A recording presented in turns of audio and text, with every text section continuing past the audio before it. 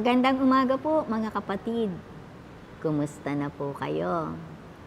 Ah, ang ating pong pag-uusapan ngayong umaga ay tungkol sa ating pagsunod sa Diyos. Kayo ba mga kapatid ay laging sumusunod sa ating Panginoon, lalo't higit sa Kanyang mga utos sa atin?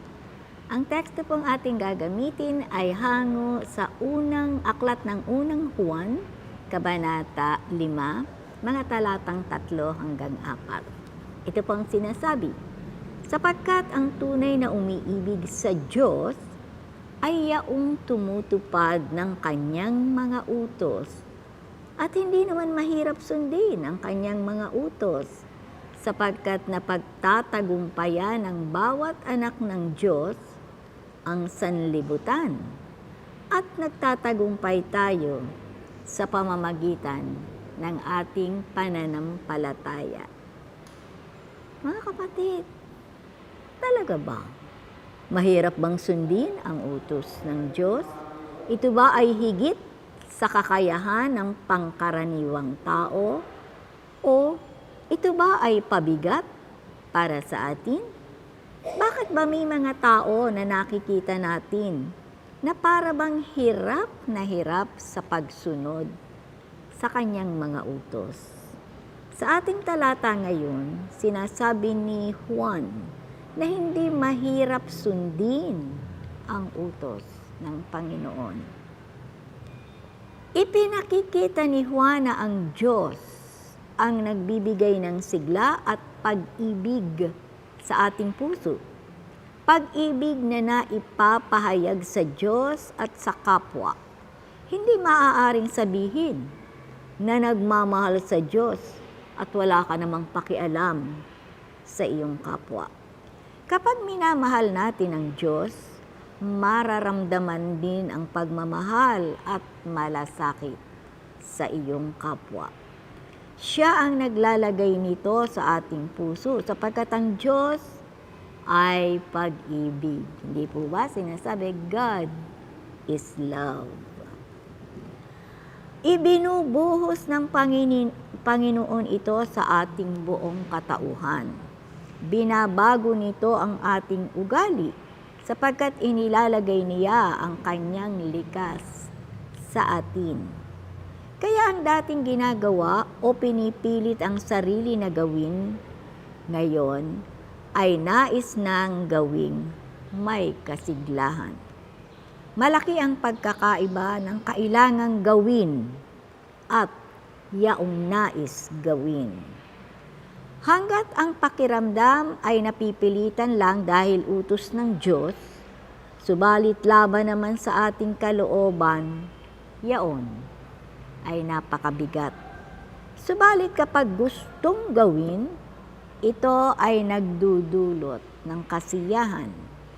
Kahit na mahirap gampanan, ay masayang ginaganap. Magbibigay po ako ng isang ilustrasyon at upang maliwanagan natin ang ating pinag-uusapan sa mga sandaling ito. Isang babae ang ipinakasal ng kanyang magulang sa napupusuan nilang lalaki. Marahil dahil ang lalaki ay isang militar, ito ay ubod ng istrikto. Pag-uwi pa lamang nila galing sa honeymoon, kaagad nang nagbigay ng patakaran ang militar. Para hindi magkagulo o magkaroon pa ng pag-aaway, mabuti na ang maging maliwanag ang mga nais kong pamamalakad sa ating buhay at sa ating bahay. Ang sabi ng militar, narito at nakasulat ang aking patakaran. Kung iyong susundin, sabi niya dun sa kanyang asawa, wala tayong pagkakagalitan at magiging maayos ang lahat.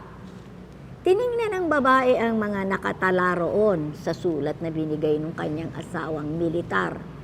Gumising ng alas 5 ng madaling araw at maghanda ng agahan 7:00 dapat naihanda na ang aking mga dadalhin na kailangan ko sa aking pagpasok. Nakatala na rin ang oras ng pagpunta niya sa palengke, pagluluto, mga araw kung kailan maglalaba at magplaplansya, anong oras ang hapunan at maging ang kanilang pagtulog. Napabuntong hininga ang babae. Para ba siyang tumutuntong sa numero? Marahil, dahil nga isang militar, pati asawa ay minamanduhan at inaasahang sumunod sa kanyang patakaran. At di lamang kakaunting pagtitiis ang dinaranas ng babae, sa kaunting pagkakabisala o pagkakamali, ito ay hinihiyawan at may ilan na ding pagkakataon na nasasaktan ang kaawa-awang babae.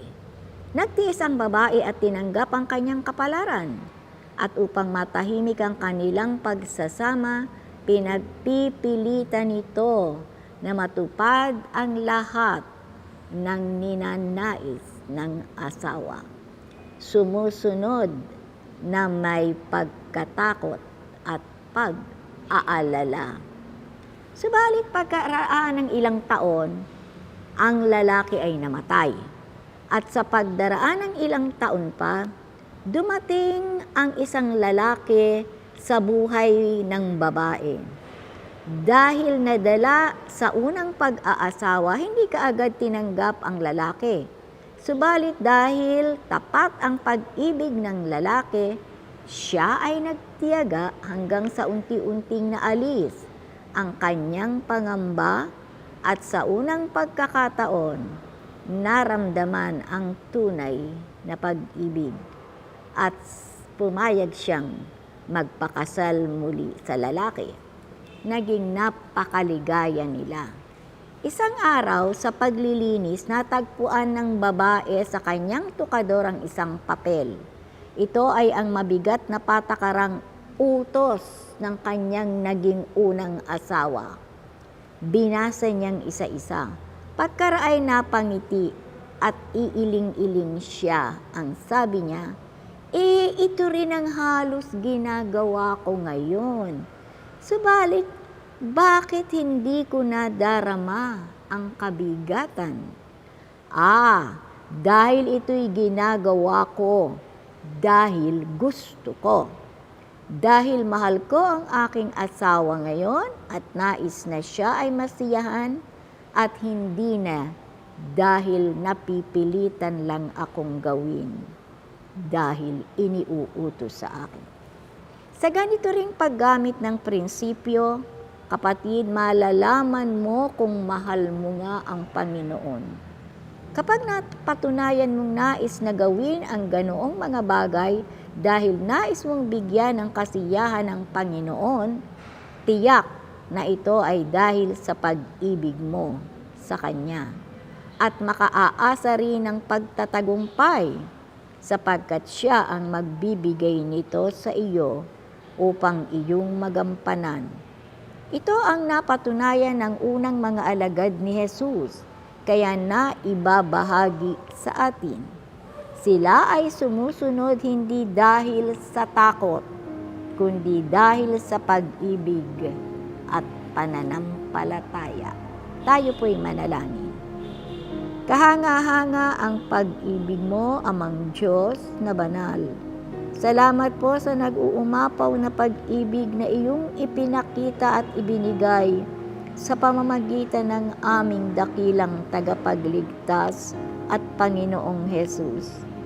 Nais po namin gawin ang iyong kalooban at sundin ang iyong mga utos, sapagkat mahal na mahal ka po namin, aming Panginoon.